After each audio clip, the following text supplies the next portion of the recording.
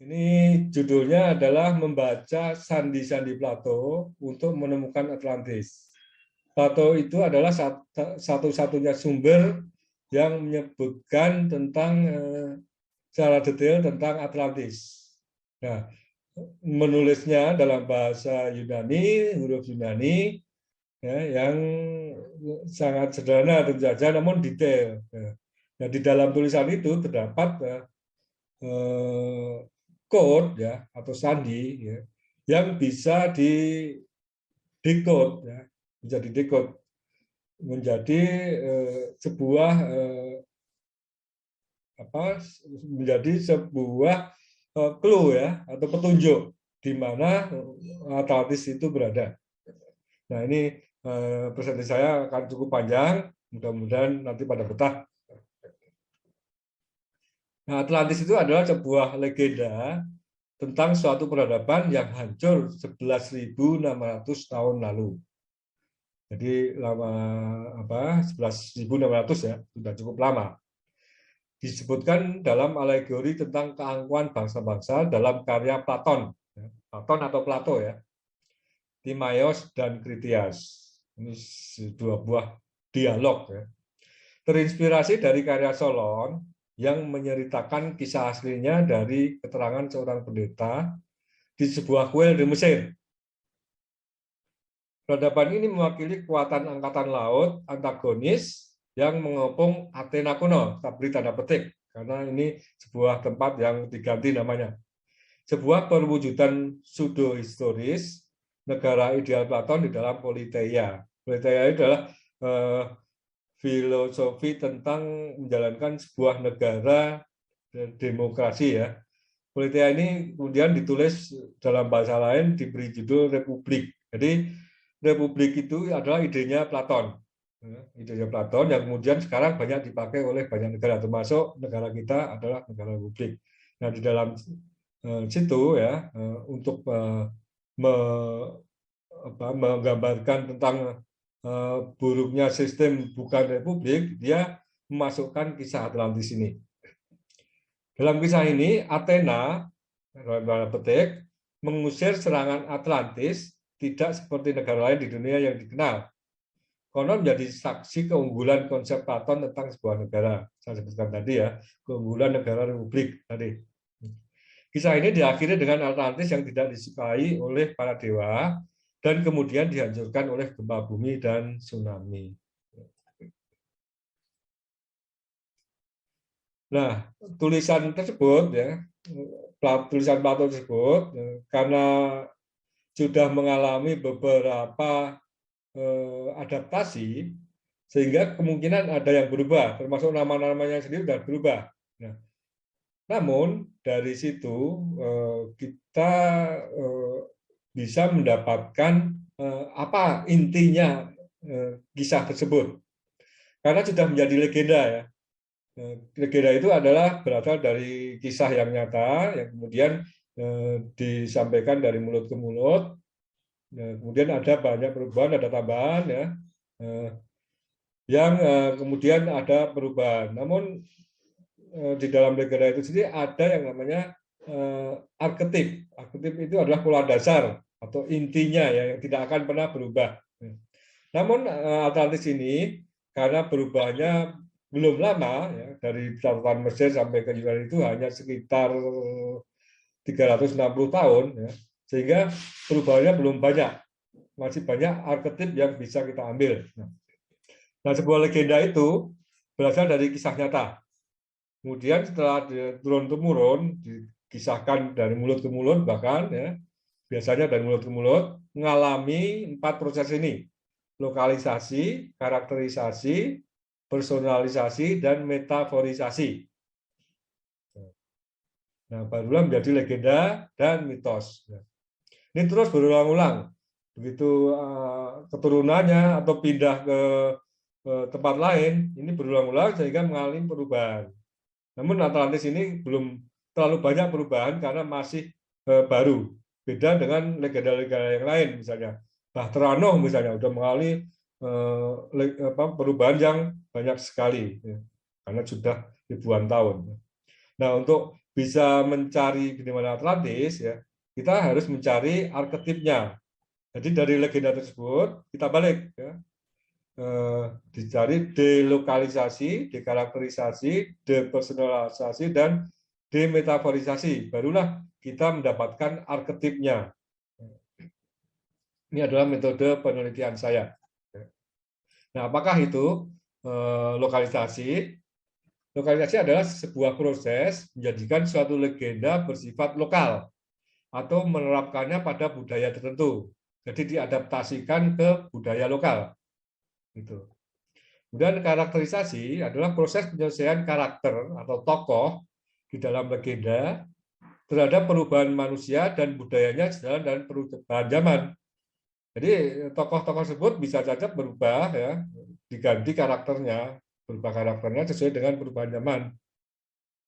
Dan ada yang namanya personalisasi atau disebut juga customisasi, yaitu proses penyelesaian legenda untuk mengakomodasi individu atau kelompok individu tertentu. Jadi misalnya ada sebuah tokoh yang diagung-agungkan misalnya, ya. Nah, legenda itu bisa dirubah, ya, tokohnya menjadi tokoh yang diagung-agungkan tersebut, gitu. Itu disebut dengan personalisasi. Kemudian ada metaforisasi, yaitu proses memperlakukan legenda secara metaforis. Metaforis itu adalah mengganti atau menerapkan sebuah kisah ke dalam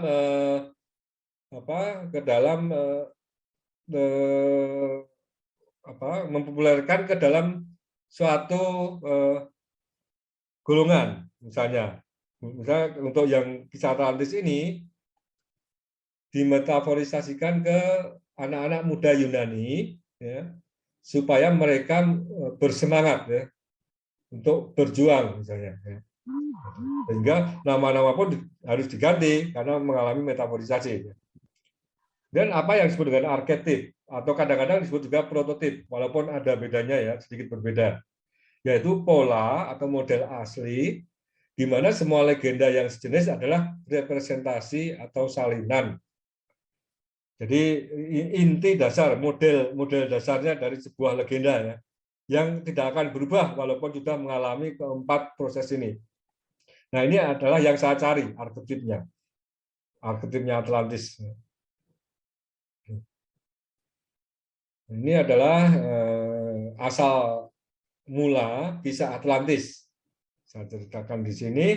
Awalnya, ya, menurut Platon, ya, itu adalah berasal dari seorang pendeta yang hidup 600 sebelum Masehi yang berada di Kuil Sais. Ini ada di Mesir.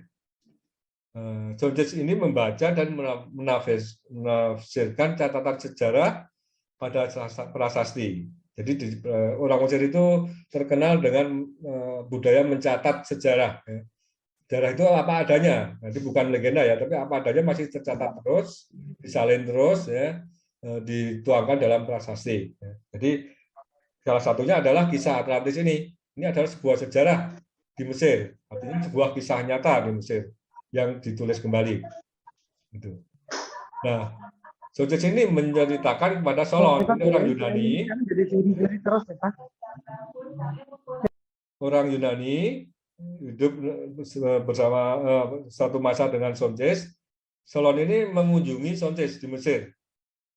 Solon adalah seorang negarawan, seorang pujangga, dan ahli hukum di Athena. Nah, Solon ini kemudian menerjemahkan kisah Atlantis tersebut, namun dengan mengganti nama-namanya dan menuliskannya ke dalam puisi. Nah,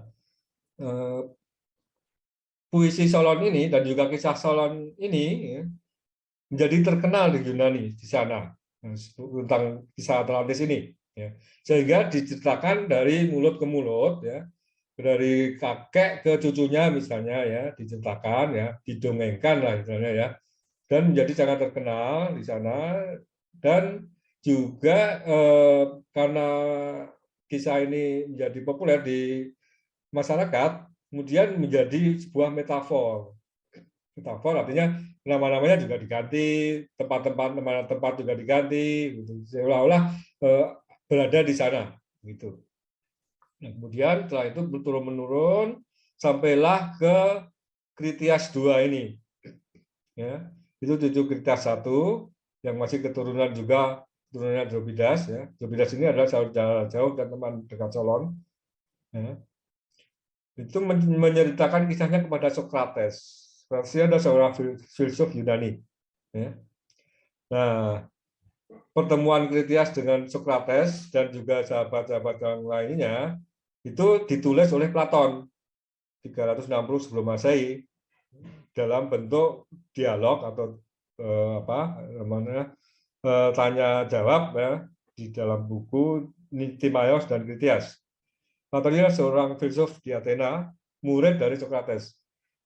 Dan Platon ini adalah bapak filsuf dunia ya. Jadi sampai sekarang filosofinya masih banyak dipakai. Antara lain tentang republik tadi. Masih banyak negara republik, banyak negara-negara yang menggunakan konsep republik. Nah, itu berasal dari Platon. Nah, Sais itu di mana? Yaitu di sini. Ya. Sekarang namanya adalah San Al-Hajar. Nah, Solon itu pergi mengunjungi sebuah kuil di sini dan mendapatkan sejarah tentang Atlantis tersebut, catatan sejarah ya di dalam prasasti. Ini kuilnya sekarang sudah hancur, sudah tidak ada, sehingga prasastinya juga sudah tidak ada. Dan yang tertinggal sekarang hanya tulisannya Platon itu saja, gitu, yang sudah menjadi legenda, yang sudah berubah, sudah mengalami adaptasi.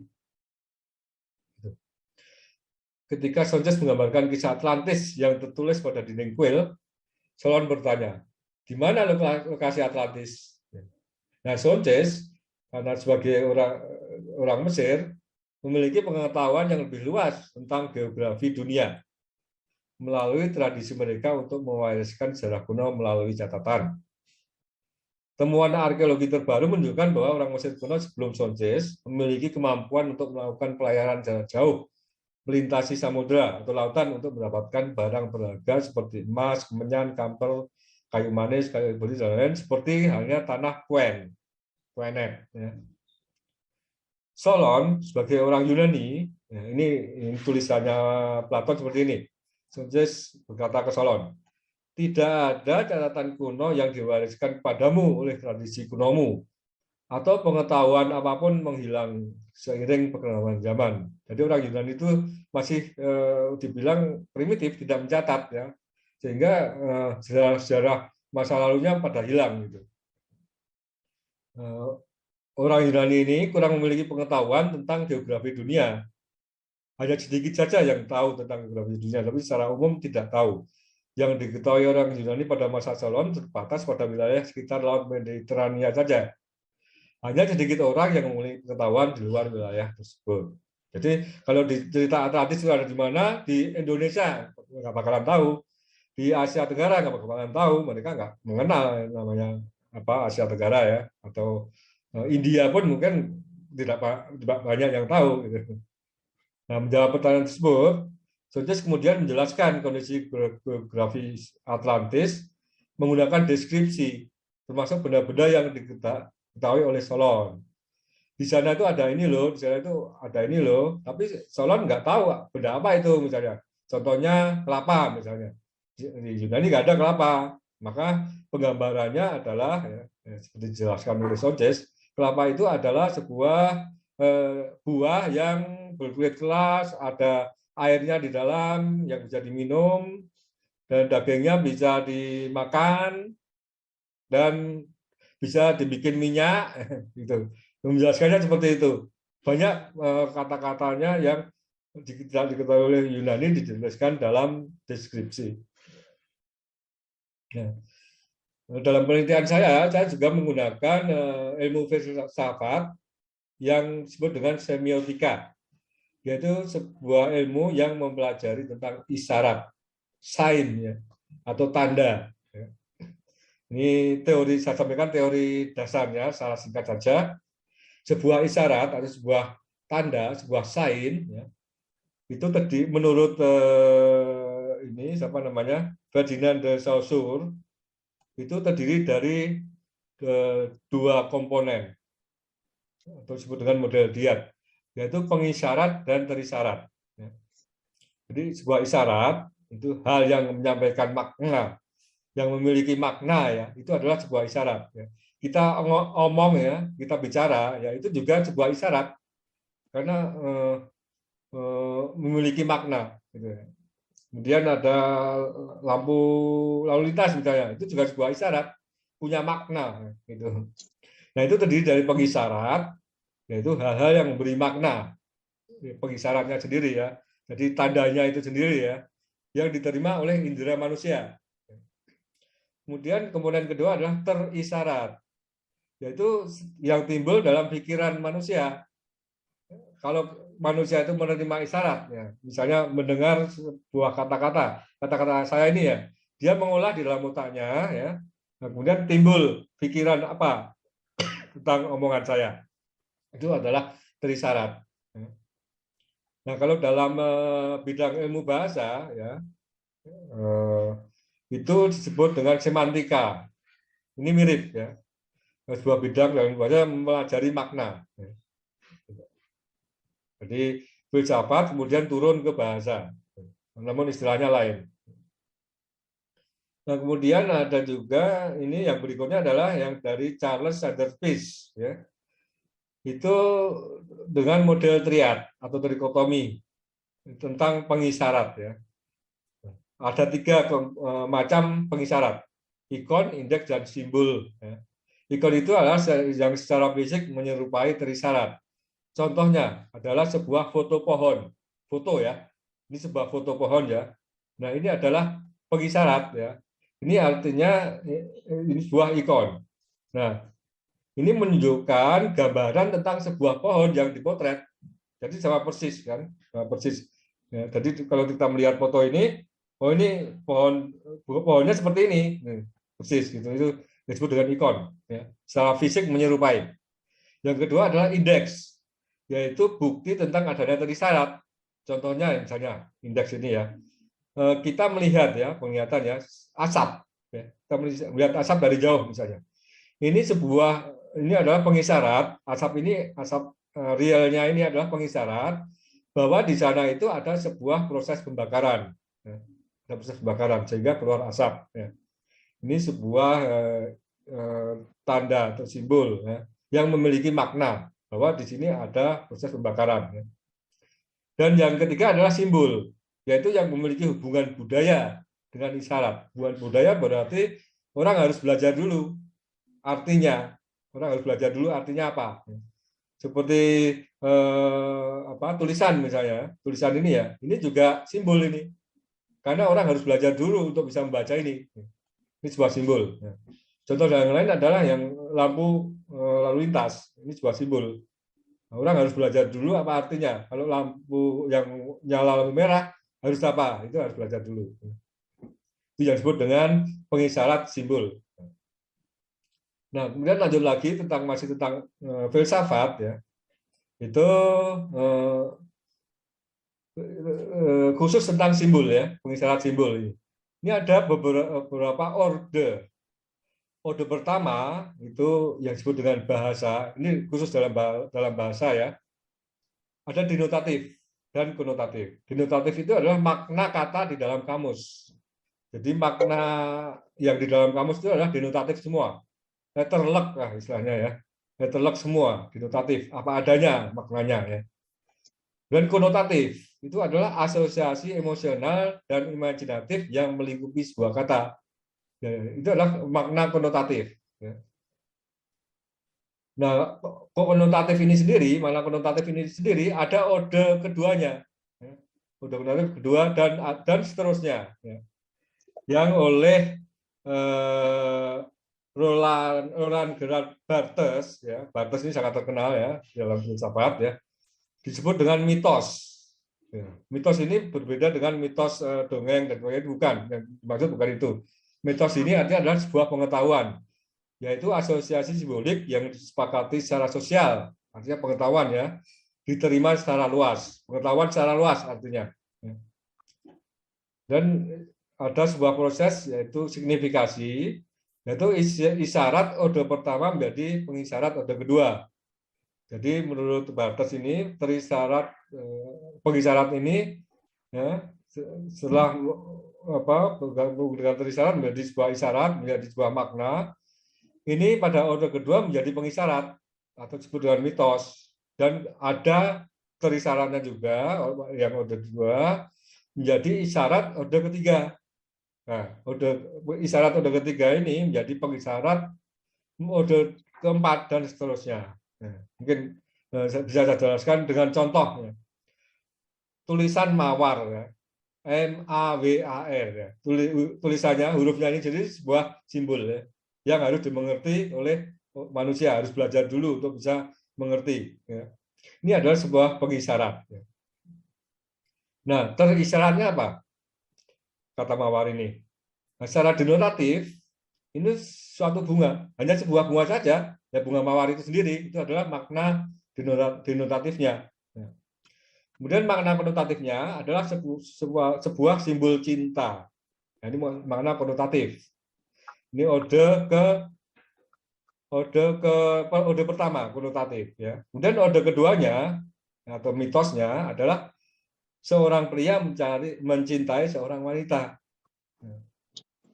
Nah, contohnya mawar sebagai pengisyarat misalnya. Andi memberi Sinta sebuah mawar. Nah, ini pengisyaratnya. Nah, maknanya atau terisyaratnya adalah Andi mencintai Sinta. Ya. Jadi simbol, ya, mawar itu memiliki simbol yang sangat luas, gitu. Maknanya sangat dalam. Gitu. Nah, hubungan antara pengisyarat dalam menentukan terisyarat. Nah, ini oleh Roman Jacobson, ya.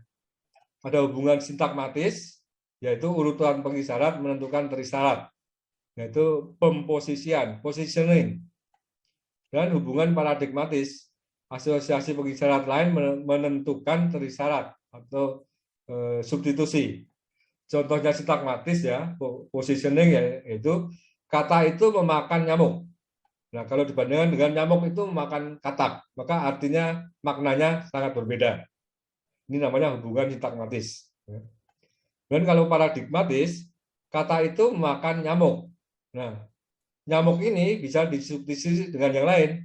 Kata itu memakan lalat, maka maknanya akan berbeda.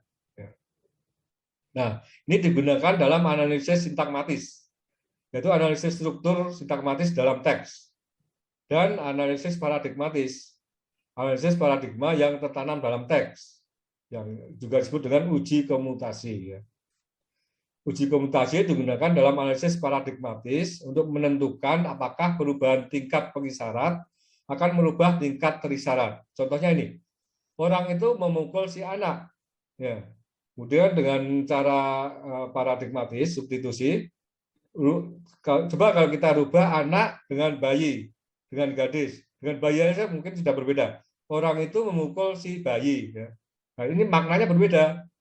Bayi itu masih kecil, ya, orang itu kenapa memukul, ya, akan beda maknanya kalau memukul seorang anak, beda maknanya kalau memukul seorang dewasa, beda lagi memukul seorang waria misalnya, atau seorang pencuri, maka orang akan memberi makna yang berbeda-beda. Dengan pencuri misalnya, ini orang itu tandanya memang marah betul dengan pencuri atau terancam, ya, sehingga memukul, ya. Tapi kalau dengan bayi misalnya, dia tidak terancam, tidak mungkin terancam oleh bayi, ya, memberi makna yang berbeda. Itu yang disebut dengan uji komutasi, atau analisis paradigmatis.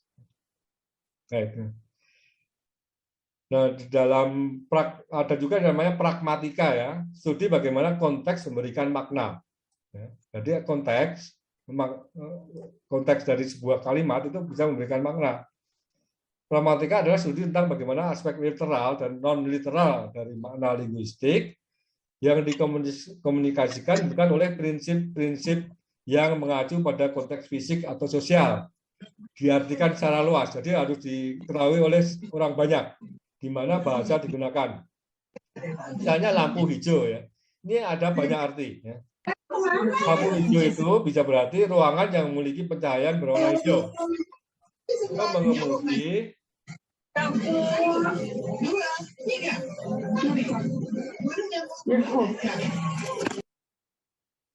mengemudi melalui sinyal lalu lintas hijau. Nah, Bisa juga ya. Jadi pas hijau berarti lanjut ya, lanjut mengendarai mobil. Harus melanjutkan mengemudi. Pada saat stop, kemudian lampunya berubah menjadi hijau, maka harus melanjutkan. Warnanya berbeda. Sumber cahaya yang memancarkan warna hijau atau lampu itu sendiri ya.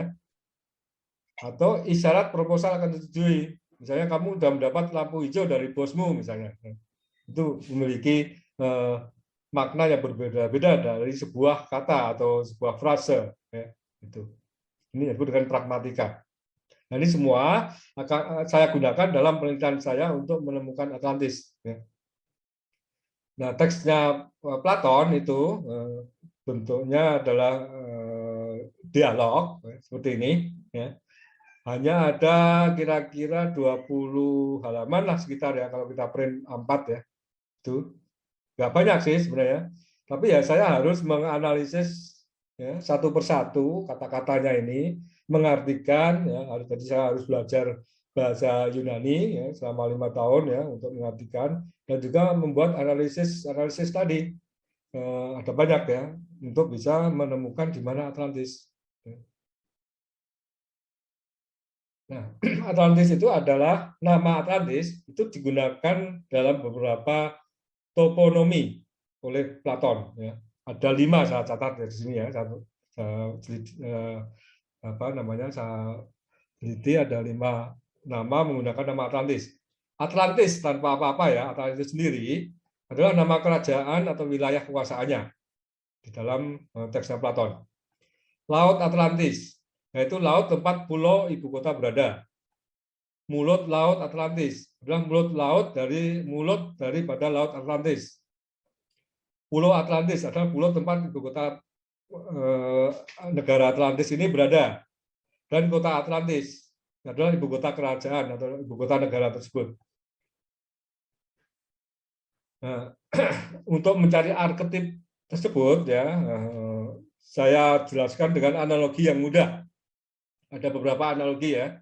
Yang pertama adalah yang disebut dengan model keraweng dalam arkeologi. Yaitu kalau kita menemukan pecahan tembikar atau keraweng ya dalam suatu galian misalnya, kemudian kita coba untuk gabung-gabungkan ya. Kalau itu berasal dari satu tembikar yang sama, fragmen-fragmen ini, maka akan dibentuklah seperti apalah bentuk tembikar ini bisa kelihatan. Walaupun ada yang bolong-bolong seperti ini, tapi masih bisa terlihat. Nah, saya meneliti Atlantis juga begitu. Walaupun ada bolong-bolong ya, tapi kalau saya gabungkan ya arketip yang banyak ya, itu saya gabungkan maka akan terlihat atau bisa dicari di mana lokasi Atlantis itu. Gitu. Dan analogi yang kedua adalah anastilosis yang biasa digunakan untuk menyusun candi-candi yang sudah runtuh ya. Dari batu-batu ini yang berserakan ini bisa disusun ini menjadi sebuah candi. Bentuknya seperti apa? Walaupun mungkin sudah banyak yang hilang ya. Itu bisa disusun. Kalau aturan dalam arkeologi, kalau tidak salah, 60% harus ditemukan kalau tidak salah ya. 60% harus ditemukan itu baru bisa direkonstruksi gitu. Nah, ini juga saya gunakan dalam meneliti Atlantis ya. Jadi arketip itu saya anggap sebagai bongkahan-bongkahan batu runtuhan ini. Saya harus susun satu persatu menjadi sebuah bentuk ya, atau untuk mencari di mana Atlantis. Atau yang paling mudah adalah analogi yang paling mudah adalah dengan bermain puzzle. Jadi ada puzzle seperti ini ya, puzzle ini, potongan-potongan puzzle ini harus kita susun ya, walaupun mungkin nggak lengkap ya, ada yang hilang misalnya, tapi tetap masih bisa disusun ya, menjadi sebuah gambar yang bisa dilihat ada maknanya di sini. Ada banyak makna di sini, ada banyak makna. Nah, saya juga menggunakan ini untuk mencari Atlantis. Maknanya dari tulisan Platon itu Atlantis ada di mana. Baik. Nah, metodenya saya gunakan 6 langkah. Yang pertama adalah interpretasi sumber primer. Kalau di dalam pasal itu adalah mengumpulkan potongan pasal. Ya. Identifikasi petunjuk kontekstual. Ini juga mengumpulkan pasal. Jadi pasal-pasal yang berserakan itu saya kumpulkan. Saya punguti satu-satu, ya, itu baru tahap pengumpulan. Ya. Kemudian tahap berikutnya adalah pendekatan multidisipliner. Artinya adalah identifikasi potongan.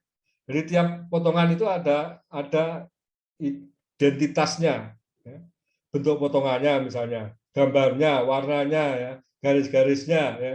Itu ada identifikasi, ada identitas uniknya, ya. Ada properti yang unik, tidak sama dengan yang lain. Kemudian langkah berikutnya adalah analisis penyaringan. Itu yaitu di mana menaruh potongan kunci. Potongan kunci itu adalah potongan puzzle yang menjadi kunci. Ya. Contohnya yang di sudut misalnya atau yang di pinggir, ya, itu menjadi kunci. Itu mudah dipasang. Gitu. Dan berikutnya adalah konsiliensi menyeluruh, yaitu menyusun potongan selebihnya. Jadi kalau potongan kunci sudah tersusun, kemudian sisa-sisanya itu mencoba kita masukkan lagi sehingga menjadi sebuah potongan, menjadi sebuah puzzle yang hampir utuh. Dan terakhir adalah teori yang kuat. Nah, kalau sudah jadi kita susun, ya kita pamerkan, kita tunjukkan ke orang lain, loh ini udah jadi loh. Artinya saya tunjukkan ini loh lokasi Atlantis itu ada di mana. Nah, tahap satu, ya. Tahap satu itu adalah interpretasi sumber primer, yaitu mengumpulkan potongan puzzle. Saya menggunakan metode-metode tadi. Ini contoh analisis sintakmatis dan paradigmatis. Tulisan Platonnya adalah seperti ini. Ya. Ini adalah apa namanya ucapannya, membacanya, ya, menggunakan bahasa Latin. Ya. Nah, ini saya gunakan analisis dari kata-kata ini, ya. Pertama-tama ini jelas, ya. Kemudian, ya, nah dia ada kata, ya, hampir seluruhnya atau hampir keseluruhan, kondisi umum secara keseluruhan, ya. Ini dengan analisis sintakmatis, ya, ini tidak mengubah arti. Kondisi hampir seluruhnya, hampir keseluruhan, kondisi umum secara keseluruhan, ini bisa diganti-ganti, ya. Tata letak atau denah atau lanskap atau topografi ini juga dengan dengan paradigmatis, ya, ditukar-tukar, substitusi, itu tidak merubah arti. Wilayah atau daerah juga, ya, di samping atau di dekat, ya, itu juga tidak banyak merubah arti. Samudra atau laut tidak berubah artinya. Dikatakan sangat amat tidak merubah arti, menjulang tinggi, agung, dan terjal curam. Ini artinya adalah wilayah Atlantis di dekat samudra, ya, yang terjal dan curam. Nanti akan saya jelaskan bahwa ini adalah sebenarnya gunung-gunung di Sumatera dan Jawa yang ditulis ini.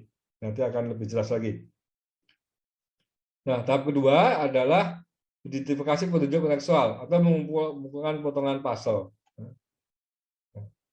Petunjuk kontekstual. Nah, ini dalam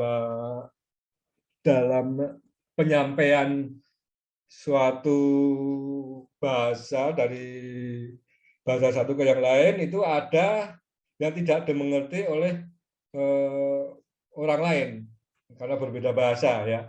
Nah, maka dibuatlah biasanya ada yang namanya petunjuk kontekstual atau contextual clues.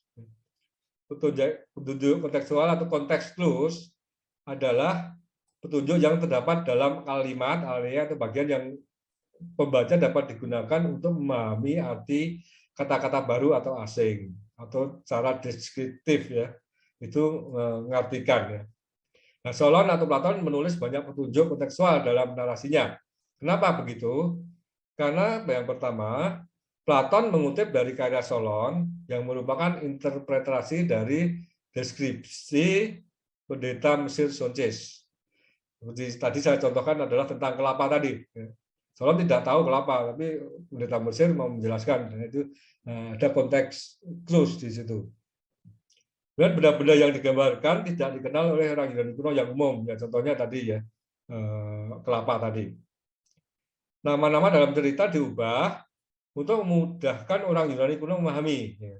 Misalnya nama dewa, misalnya, ya. Kalau digunakan nama dewa aslinya, orang Yunani nggak akan mengerti. Maka digunakanlah nama dewa yang dikenali oleh orang Yunani. Contohnya Poseidon, itu adalah dewa laut, ya. Itu yang dikenali oleh orang Yunani. Di bawah ini adalah beberapa contoh petunjuk kontekstual, deskriptif kata-kata asing. Ini kelapa tadi ya. Buah-buahan yang memiliki kulit keras, airnya dapat diminum, dagingnya dibuat makanan dan menghasilkan minyak urapan. Ini tidak ada lain kecuali kelapa. Nah, Sanchez menjelaskan kepada Solon ya seperti ini, karena tidak tahu kelapa itu apa.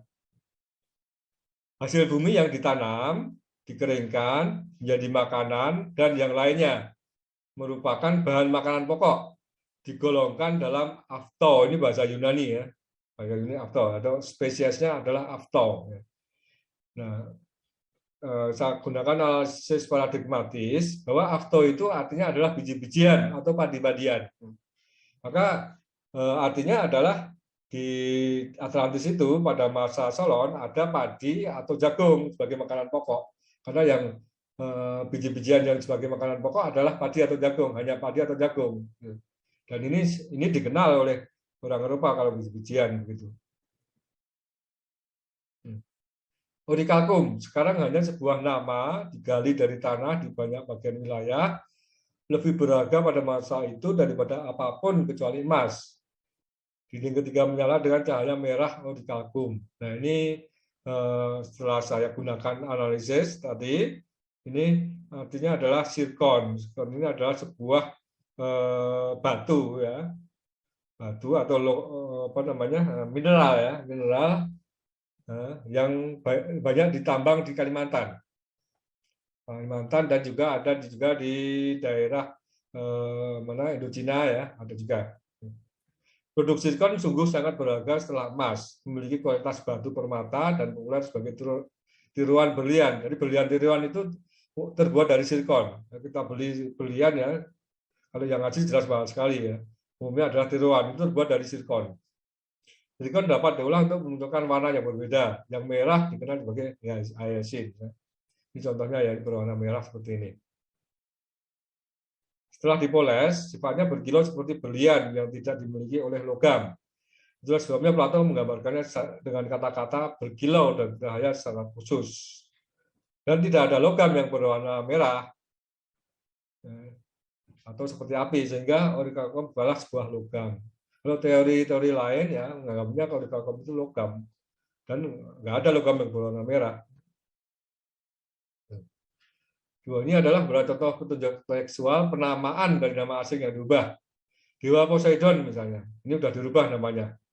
Dewa laut atau air, pendiri hukum, mengendarai makhluk laut mitologis, dewa tertinggi di masanya. Nah, kalau di Nusantara itu adalah Baruna.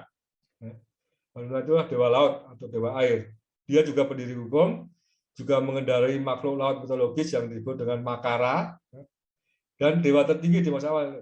Baruna itu dewa tertinggi sebelum ada dewa Batara Guru ya, itu Baruna lebih dikenal daripada Batara Guru.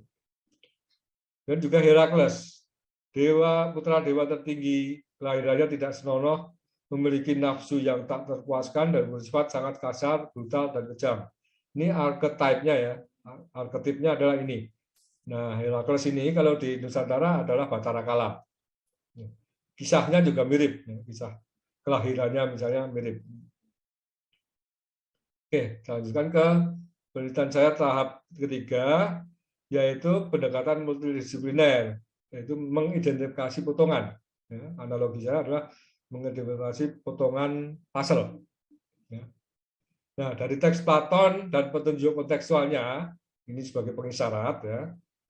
Kemudian menggunakan analisis pragmatis atau signifikansi, analisis paradigmatis, termasuk juga uji komutasi, analisis pragmatis, ya, menggunakan multidisipliner tadi, referensi dari berbagai macam ilmu, atau kalau Bates itu menyebutnya mitos, konteks fisik atau sosial, ya, dari antropologi, arkeologi, sejarah, linguistik, biologi, genetika, pemetaan, literatur klasik, filsafat, dan semua ilmu. Ya, saya mencoba untuk menguasai ilmu-ilmu ini. Di samping ilmu-ilmu yang sudah saya kuasai, misalnya geologi, pemetaan, dan lain-lain, kelautan, ya. Arkeologi juga saya menguasai, ya. Geografi, ya. Itu saya masukkan sebagai referensi untuk melakukan analisis ini. Nah, hasilnya adalah sebuah makna, yaitu sebuah teori syarat. atau arketip ya. Makna atau trisyarat atau arketipnya. Baik. Kalau saya analogikan sebuah potongan puzzle, itu adalah mengidentifikasi warna beserta sifatnya, warnanya apa, objek apa yang nampak, misalnya ini daun, pohon, ya. Bentuk dan ukuran potongan, ya, bentuk pemotongan ini dan juga bentuk penguncinya. Ini akan unik, harus nyambung ke yang lain ya. Nah, setiap potongan ini punya identitas. Identitas ini adalah trisyarat orde kedua. Identitas itu adalah seperangkat sifat yang melekat pada pengisyarat. Jadi punya identitas ini, punya properti ya, punya properti yang tersendiri. Nah, potongan kunci adalah potongan-potongan yang seharusnya ditempatkan di sudut, di tepi, atau yang memiliki hubungan yang berdekatan. Contohnya adalah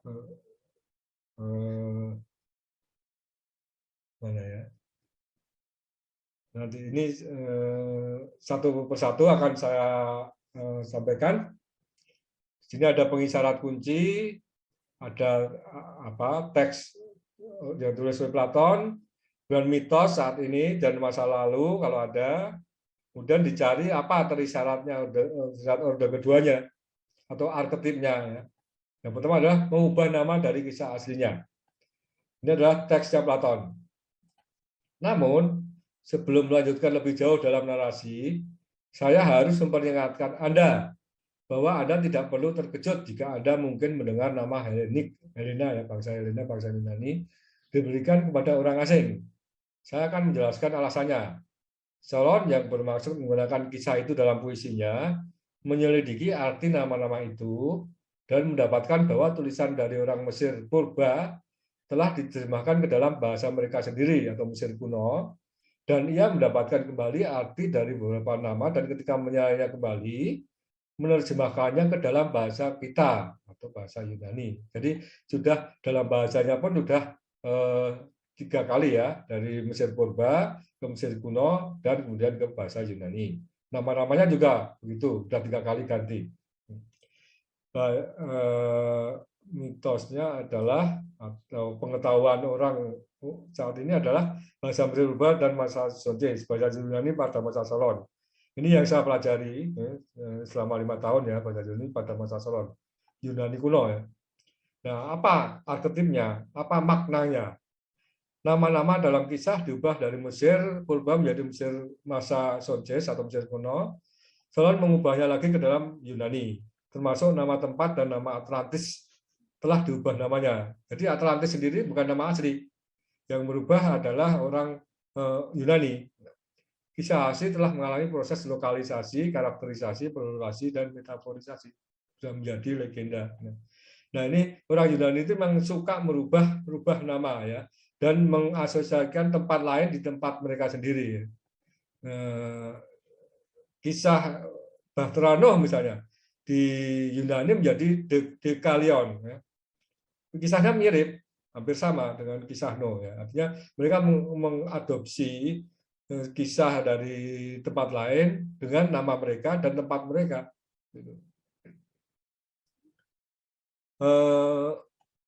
Waktu kejadian, lihat kuncinya. 9.000 tahun adalah jumlah tahun yang telah berlalu sejak saat saya berbicara. 9.000 tahun adalah jumlah tahun yang telah berlalu, dari 9.000 tahun. Tapi pada saat itu makmur seperti sekarang dan menghasilkan jauh lebih banyak hasil bumi dan seterusnya ya. Nah, saat kuncinya mitos masa lalunya adalah kalimat itu diucapkan oleh Sonjes kepada Solon yang diketahui hidup pada sekitar 600 sebelum Masehi. 9.000 tahun yang lalu pada waktu Sonjes atau Solon adalah pada kira-kira 9.600 sebelum Masehi atau 11.600 tahun lalu. Nah, periode Atlantis adalah sebelum dan sampai sekitar 11.600 tahun lalu. Jadi dari sini ya ada arketip, ada makna bahwa Atlantis itu masanya adalah 11.600 tahun yang lalu atau sebelumnya, karena hancurnya pada 11.600 tahun yang lalu. Tidak semua peristiwa dalam kisah berada pada periode Atlantis, tapi juga pada masa Sonjes atau Solon. Jadi tidak semuanya itu yang dikisahkan itu kisah tentang periode Atlantis, tapi juga periode Solon. Misalnya cerita tentang kelapa tadi ya, itu adalah pengetahuan oleh Soncus pada masa itu. Artinya kira-kira 900 sebelum Masehi di Indonesia itu sudah ada kelapa. Jadi tidak semuanya masa Atlantis. Nah, kemudian lokasi Atlantis relatif terhadap Mesir. Atlantis terletak di titik yang jauh di Samudra Atlantik. Ini tulisannya, titik yang jauh di Samudra Atlantik. Ini yaitu pada masa Soncus ya, 600 sebelum Masehi. Nah, mitos sekarang adalah Samudra Atlantik adalah samudra yang menempati cekungan berbentuk es. Ya, Samudra Atlantik yang sekarang yang ada di sebelah barat Eropa atau sebelah timur Amerika. Nah, mitos masa lalunya berbeda. Jadi pengetahuan masa lalunya itu berbeda, bahwa Samudra Atlantik itu adalah semua samudra yang mengelilingi bumi bagi orang Mediterania atau orang Yunani lah, saya bilang ya, atau orang Mesir lah. Samudra Atlantik adalah semua samudra yang mengelilingi bumi. Sekarang dibagi menjadi Samudra Pasifik, India, dan Atlantik. Ini tertulis ini oleh Herodotus, Platon, Aristoteles, Strabo. Ini abad ke-1 Masehi pun masih Samudra Hindia misalnya masih disebut sebagai Samudra Atlantik. Jadi jauh relatif terhadap terletak di titik yang jauh di Samudra Atlantik, harus kita artikan sebagai titik yang jauh di seberang samudra. Gitu. Atlantis terletak jauh di titik yang jauh dari Mesir atau Yunani, melintasi Samudra Pasifik, India atau Pasifik, atau kita sebut samudra saja. Atlantis bukan terletak di sekitar Mediterania, karena disebutkan titik yang jauh ya, yang jauh dari Yunani, bukan di sekitar Mediterania, Eropa, Afrika Utara, atau Asia Barat, tempat yang dikenal oleh Solon. Nah. Maaf, Prof. Ya. Prof, bisa dipercepat ya, Prof ya, karena waktunya. Oh ya, ini belum ada separuh nih. Dipercepat ya, Prof, tolong ya, Prof. Oh ya, baik kalau gitu. Baik. Ini contohnya, ini yang dari Herodotus menyebutnya Samudra Atlantik itu ya semua samudra yang mengelilingi dunia. Jadi peta dunia waktu itu masih terbatas pada Asia, Afrika, dan Eropa saja. Ini samudra, kita sudah tahu semua ya, ada 3 samudra yang utama. Kemudian yang berikutnya adalah tentang iklim, vegetasi, flora dan fauna, dan identitas kesesuaian. Ya. Nah, intinya ini adalah bahwa dari kata-kata Platon ini kita ambil arketipnya, kita ambil maknanya, itu adalah Atlantis terletak di wilayah yang memiliki ciri-ciri di atas. Nah, itu seperti itu, ya. Tropis ya. Karakteristik iklim tropis, vegetasi lebat, flora dan fauna sangat beragam, cocok untuk pertanian dan peternakan dan sebagainya ya. Nah, kemungkinan hanya ada 3, di Asia Tenggara, Afrika Tengah, atau Amerika Tengah. Nah, ini jadi daerah tropis itu hanya ada 3. Di sini, di sini, atau di sini. Nah, kemudian identitas geografi wilayah kekuasaan. Ini adalah cukup arketip yang cukup kuat ini. Wilayah kekuasaan ini adalah wilayah Sundalandia ya, yang saya sebut Sundaland ya, presentasi saya sebelumnya, karena berdasarkan definisi Plato adalah sangat sesuai ya. Ini definisinya saya jelaskan di lembar berikutnya. Wilayahnya ya, lebih besar dari gabungan Libya dan Asia Kecil pada masa Soncus atau Solon. Kita bandingkan ya, ini Libya dan Asia Kecil pada waktu itu ya. Ini adalah seperti ini, bukan Libya sekarang ya. Asia itu adalah Asia Kecil, Turki sekarang ya. Kalau digabung, kita bandingkan dengan wilayah Sundalandia ini, memang sedikit lebih besar ini Sundaland ini. Kemudian di tempat lain tidak ada, ya.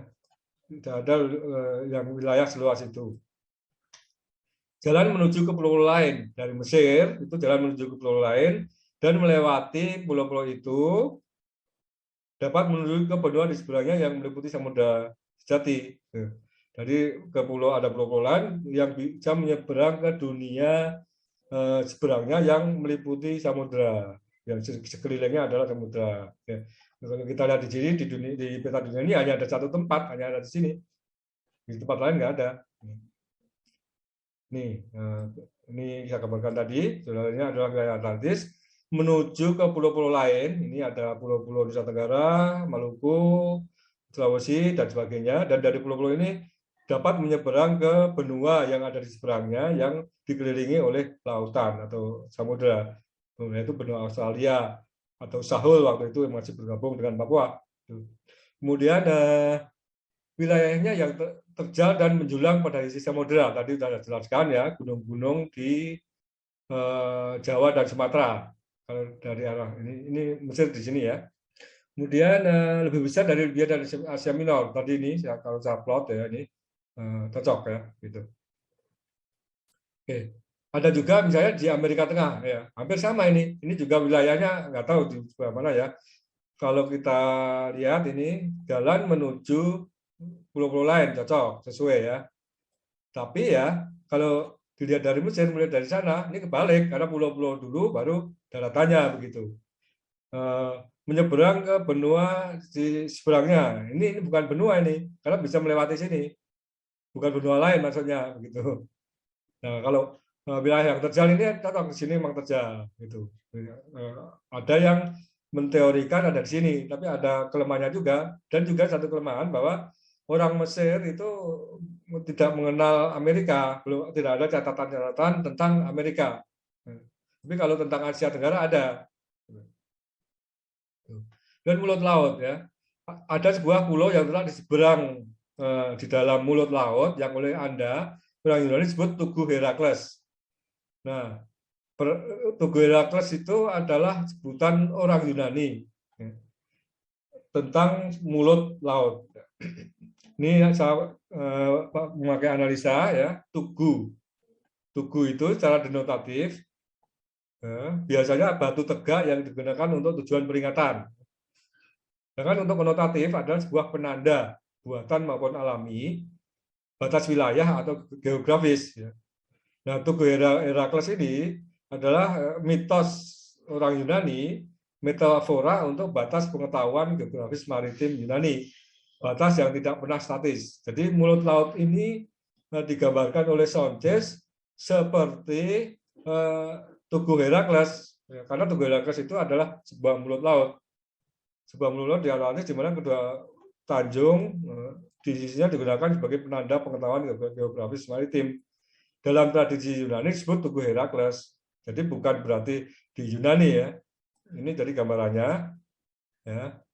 Ada tanjung, ada mulut laut. Nah, Atlantis itu ada di dalam laut, ya. Kemudian Athena dalam tanda petik itu ada di luar laut, ya, di luar gitu. Nah, ini adalah mulut lautnya di sini.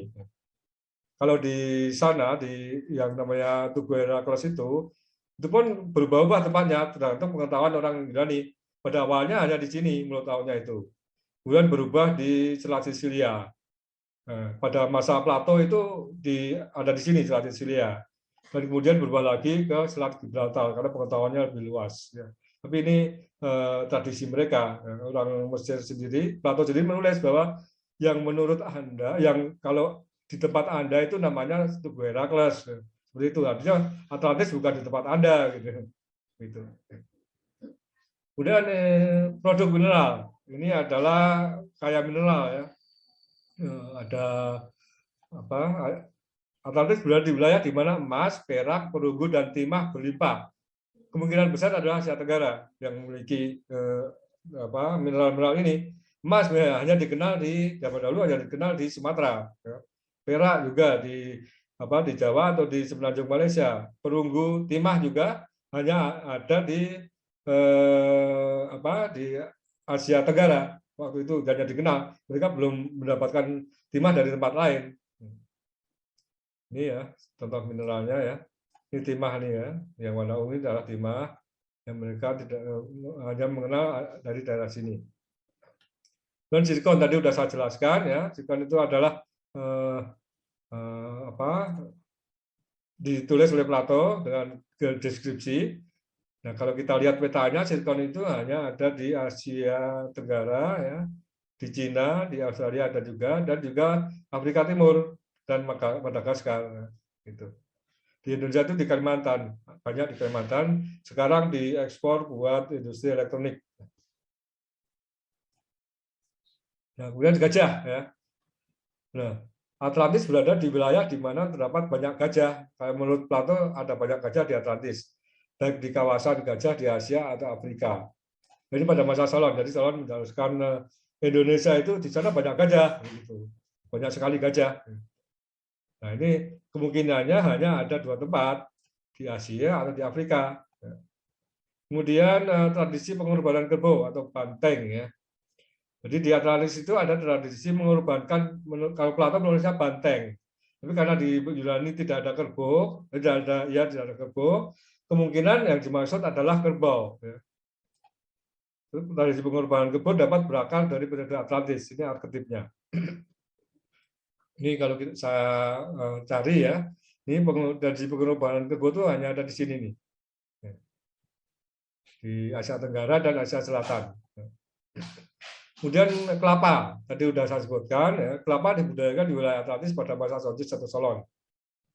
Kemudian ini kelapa itu awalnya menurut penelitian ya, Ocean ya 2011 berasal dari Asia Tenggara dan kemungkinan juga Asia Selatan ya.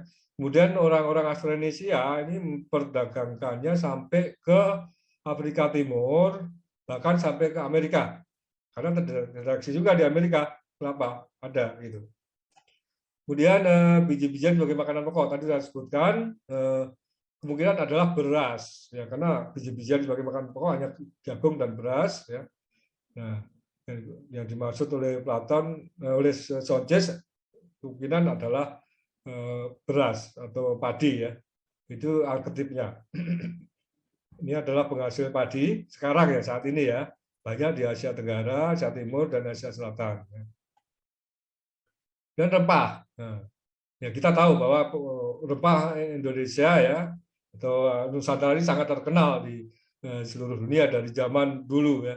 Nah, orang Mesir si Sonces ini juga bercerita di sana banyak rempah gitu, karena mereka sudah mengenal bahwa di sini memang mereka mencari rempah juga ke sini. Rempah adalah produk dari wilayah Atlantis. Ini adalah rute perdagangan rempah.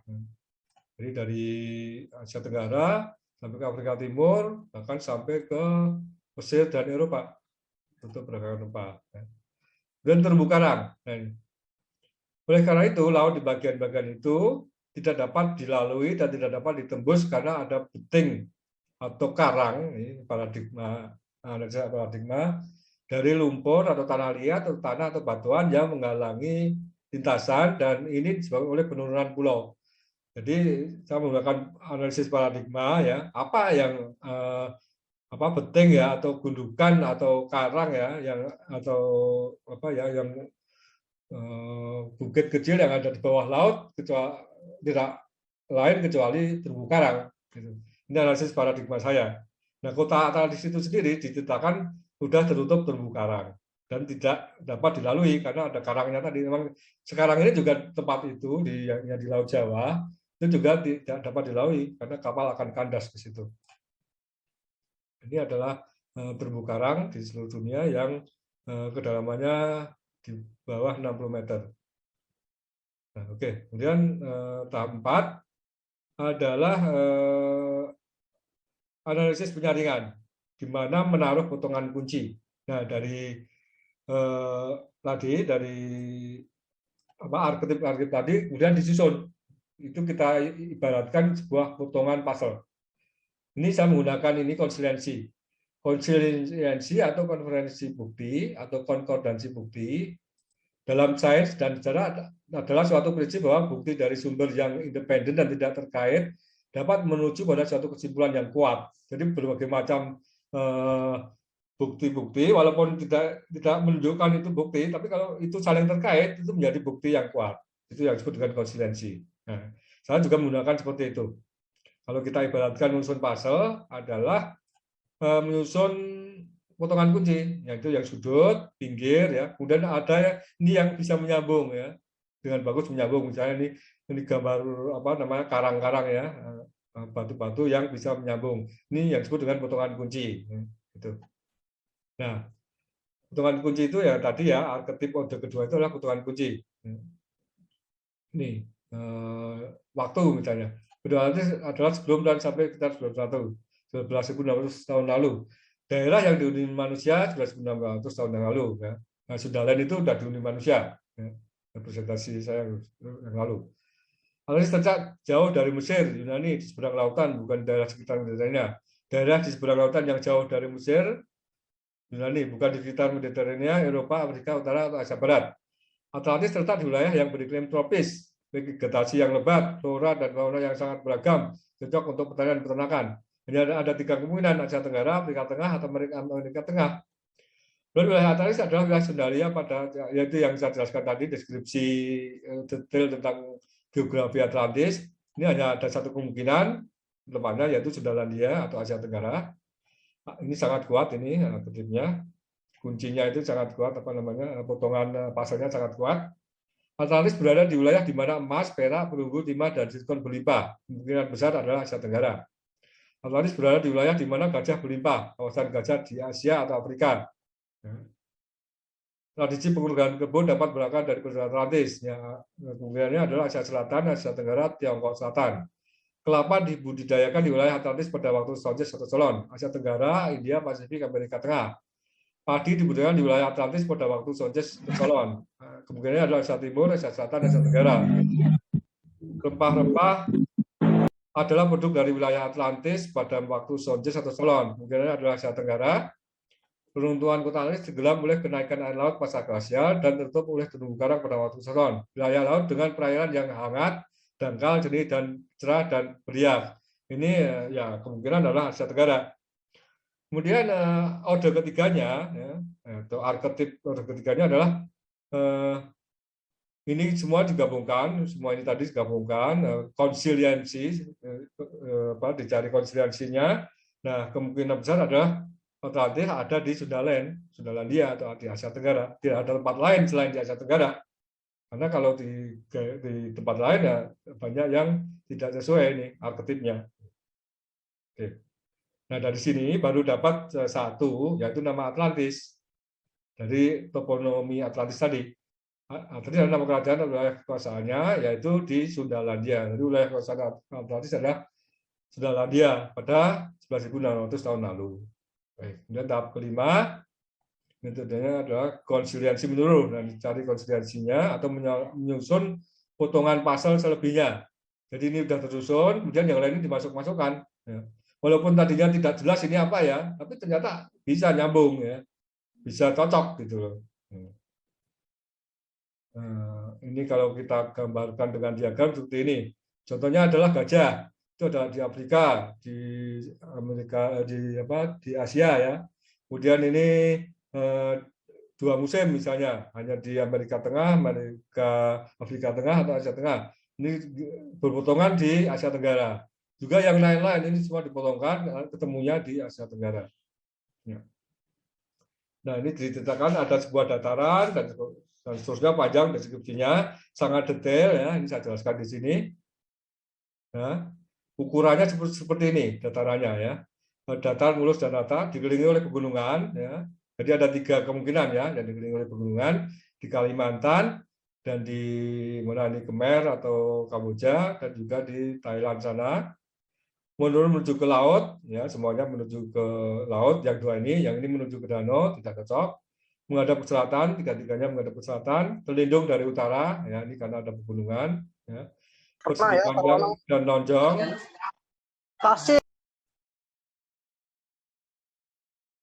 Persegi panjang atau lonjong, bentuknya seperti ini. Panjangnya juga ada.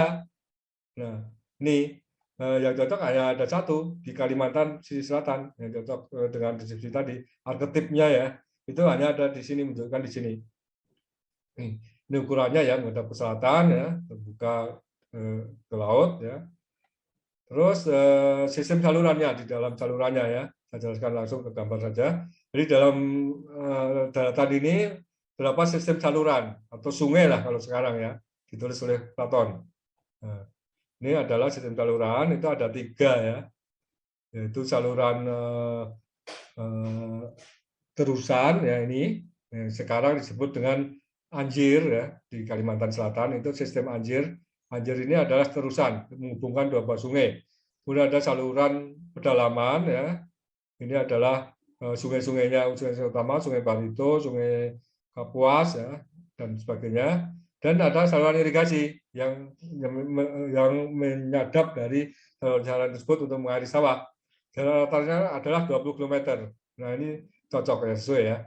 Juga kalau dari hidrolika ya, saya hitung hidrolikanya ya, kapasitas sungainya ini ya, kalau deskripsinya Pak Plato ya, kapasitasnya sama dengan kapasitas sekarang. Artinya secara energi itu sama. Artinya air yang dipindahkan oleh sungai, yang diangkut oleh sungai itu kapasitasnya sama persis ini, hampir sama ini. 5.550 dengan 5.600.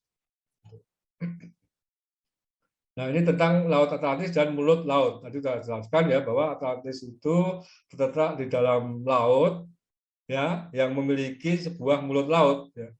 Nah, dari peta Sundalen tadi yang memiliki mulut laut hanya ada satu pada waktu itu, sudah 1.500 tahun yang lalu, yaitu Laut Jawa. Hanya ada satu mulut laut. Ya. Nah, Atlantis itu berada di laut itu gitu. Nah, ada di sebuah pulau. Nah, Pulau Atlantis itu di dalam Laut Atlantis, terletak di dalam mulut laut. Nah, di mulut laut ini adalah di dalamnya, di dekat dataran, di dalamnya di sini, ya, datarannya ini, ya, di dekat. Nah, kemungkinan adalah di sekitar sini. Nah, dan kota Atlantisnya sendiri, ya, disebutkan ya, itu di dalam mulut laut tadi, ya, di sekitarnya itu dikelilingi oleh benua tak berbatas. Ini adalah Sundalandia, ya, dan setelah itu di luarnya ini ada samudera, ya, begitu. Dan ada sebuah pulau di sini. Ya. Kemudian kotanya ini ya digambarkan secara detail oleh Platon ya seperti ini. Jadi lingkaran dari lingkaran air, kemudian ini daratan. Ini pusat pemerintahan. Nah, ini ada sebuah bukit kecil di mana di atasnya ada kuil Poseidon dan sebagainya ya. Ini dengan ukuran yang detail, ini ada ukuran masing-masing, ada ukurannya ini disebutkan oleh Platon. Diameternya sekitar 5 km. Nah, ini seperti ini. Nah, reruntuhannya itu ya kemudian tertutup oleh terumbu karang secara pelan-pelan. Ya. Jadi setelah hancur, ya, kemudian reruntuhannya itu tenggelam secara pelan-pelan. Ya, itu dijelaskan oleh Plato. Ya. Nah, kemudian tertutup oleh terumbu karang. Nah, ini yang survei yang sudah dilakukan di Laut Jawa seperti ini. Ya. Saya gambar di sini, ya, elevasinya ada. Kemudian saya plot ini lingkaran-lingkaran ini ke sini. Masih ada terlihat ya, walaupun tertutup terumbu karang, polanya ya. Pola lingkarannya masih kelihatan, kemudian ada pola bukitnya juga masih ada di sini, tidak jauh dari pusatnya, seperti itu. Namanya adalah Gosong Gia, sebuah terumbu karang. Dan secara geologi, ya, itu batunya berwarna putih, hitam dan merah, kemudian ada mata air panas dan dingin, kemudian batunya batuan kuat, dapat dilubangi. Nah, ini saya bandingkan dengan Pulau Bawean, ya, karena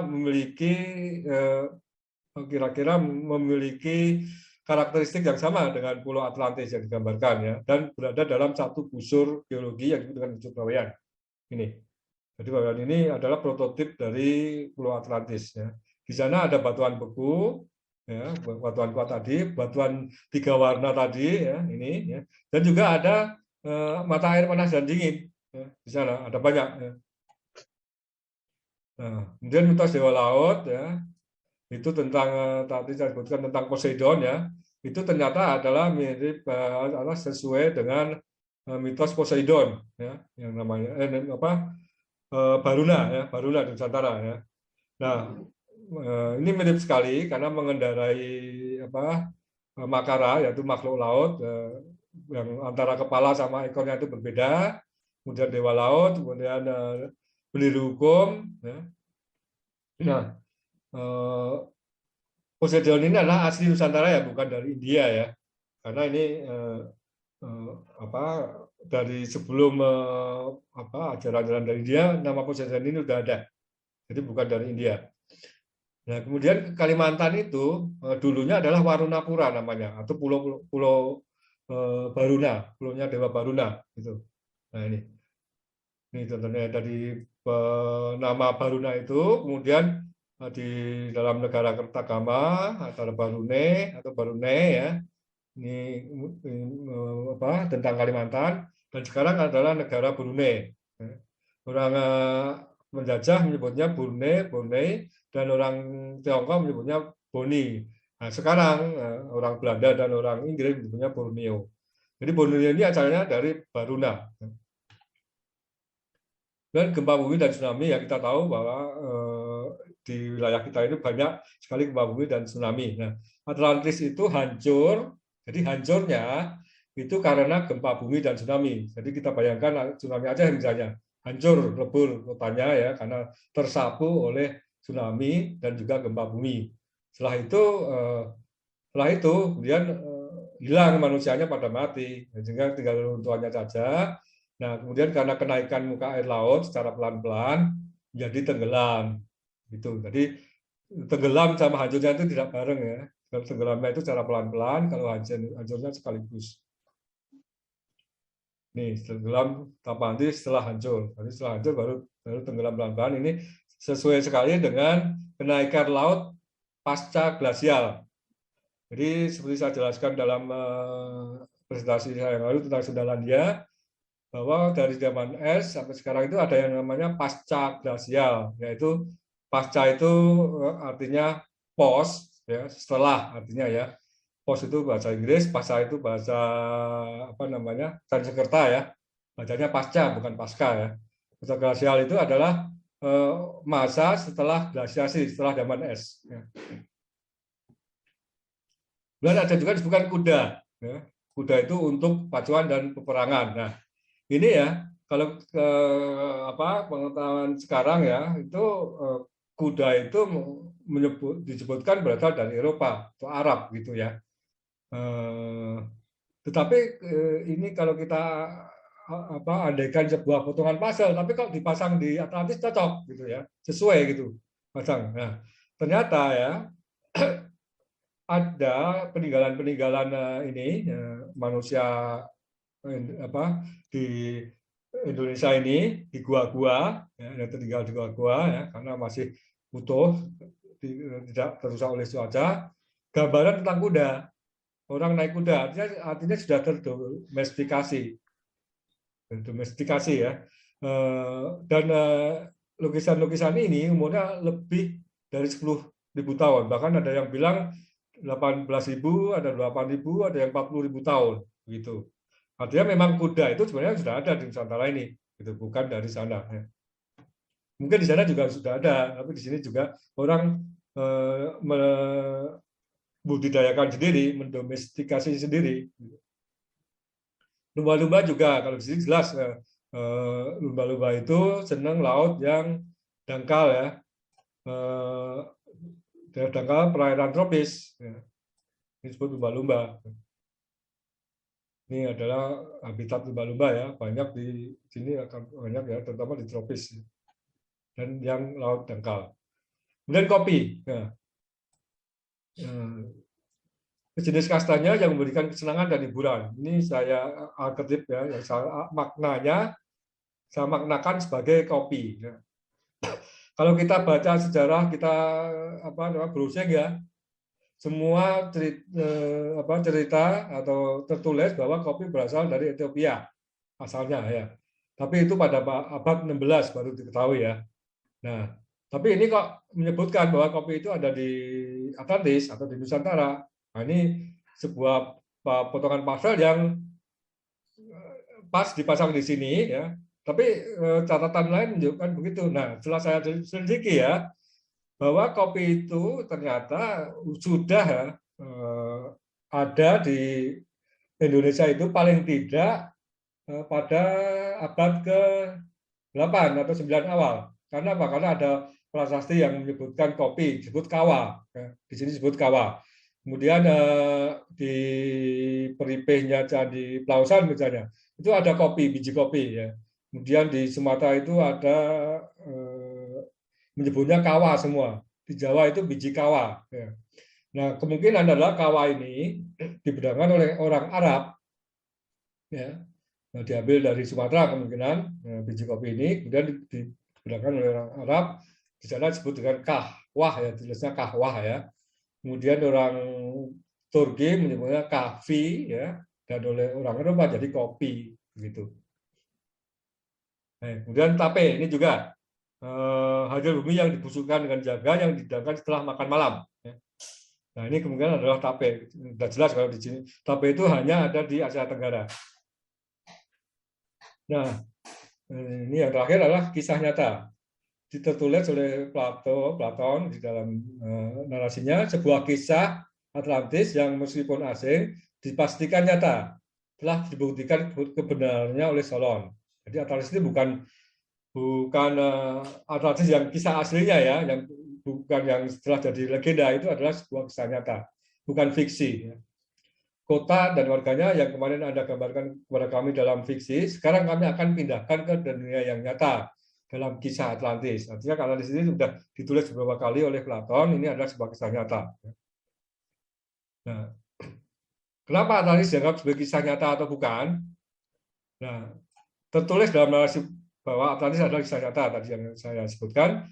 Terdapat benda-benda yang digambarkan dalam kisah yang tidak dikenal oleh orang Yunani kuno pada umumnya dengan narasi deskriptif dan yang rinci atau petunjuk kontekstual, misalnya kelapa, padi, kopi, tape, geografinya tadi juga disajikan dengan detail, ya, gitu. Banyak peneliti yang berusaha menemukan Atlantis tempat yang salah, kemudian menganggapnya sebagai cerita fiksi karena mereka tidak dapat menemukan di tempat yang mereka cari, dianggap sebagai cerita fiksi. Kurangnya pemahaman tentang sumber primer, ya, karena tidak meneliti betul dengan metode yang betul tentang sumber primernya, yaitu catatannya Plato, membuat pencarian di tempat yang salah, mencarinya di tempat yang salah, dikira di sekitar Eropa, padahal tidak mungkin di sekitar Eropa. Juga karena penelitian tidak dilakukan secara komprehensif, tidak mempelajari secara mendalam. Ya. Penelitian sebelumnya banyak menggunakan pseudoscience. Ya, nanti ditambahi dengan pseudoscience ya. Dihubungkan dengan kisah-kisah lain lah, dihubungkan dengan Batranoh lah misalnya ya. Itu menjadi pseudoscience ya. Sehingga membuat Atlantis dianggap sebagai cerita fiksi. Terdapat distorsi dan penambahan cerita dalam cerita fiksi yang ditulis orang lain, misalnya dalam novel, film, dan lain-lain, serta ditambah-tambahi juga menjadi distorsi dan penambahan dalam aliran gaib atau orang-orang spiritual misalnya, menambahkan ya ada kristal, ada macam-macam ya, sehingga ini menjadi seolah-olah menjadi sebuah cerita fiksi. Dan masih banyak pengisahan lain, saya nggak bisa sampaikan semuanya karena mungkin kalau saya sampaikan semua perlu waktu seminggu aja tidak cukup. Gitu. Nah, tahap kelima adalah kesimpulan. Ya. Ini kesimpulannya adalah yang tadi sudah Atlantis adalah nama kerajaannya. Laut Atlantis adalah laut tempat pulau Laut Jawa pada 11.900 tahun lalu. Petanya seperti tadi. Mulut Laut Atlantis adalah sebuah mulut laut antara Pulau Madura dan Kalimantan pada 11.900 tahun lalu. Dan Pulau Atlantis adalah sebuah pulau di Laut Jawa pada CA 11.900 tahun lalu. Sekarang berada di bawah Laut Jawa. Kota Atlantis adalah ibu kota di Pulau Atlantis pada 11.600 tahun lalu. Reruntuhannya kini berada di bawah Laut Jawa dan ditutup oleh terumbu karang bernama Gosong Dia. Ini kesimpulan saya yang ada di dalam buku saya dan sudah saya publish dan sudah mendunia. Ya. Orang sudah banyak yang membaca dan banyak sekali menghubungi saya. Mudah-mudahan nanti penelitian selanjutnya bisa berlanjut apabila ada yang mendanai, harus dari luar saya kira sih karena dananya cukup besar. Nah, selain Atlantis itu ada juga legenda atau mitos sejenis yang mirip ya. Yang pertama adalah Nesasar, ini dari Mesir, tertulis dalam Papyrus Nu, kitab kematian ya. Pulau dan danau api, wilayah berpegunung api di timur jauh tempat matahari terbit. Seperti tanah surga atau paradise ya, tempat berikon topis, banyak binatang, banyak itu tanah surga ya. tempat tinggal Osiris atau Osiris, Asar, Asari, Aser, dan Tot ya. Osiris bertata di Pulau Neserser di pusat 6 atau 7 lingkaran konsentris di Danau Neserser ya. Jadi ada 6 atau 7 lingkaran konsentris. Kalau kita hitung ya lingkarannya tadi, kalau dari Plato itu ada 7 ya gitu. Nah, danau ini adalah terjemahan dari hieroglif ya, kemungkinan ini danau yang betul adalah Laut Jawa. Karena Laut Jawanya tertutup sehingga bisa disebut juga sebagai danau. Didedikasikan kepada Dewara, Dewa Matahari. Itu tinggal di sekitar danau atau Laut Jawa. Terjadi banjir besar, ini juga ada ya di kisah ini.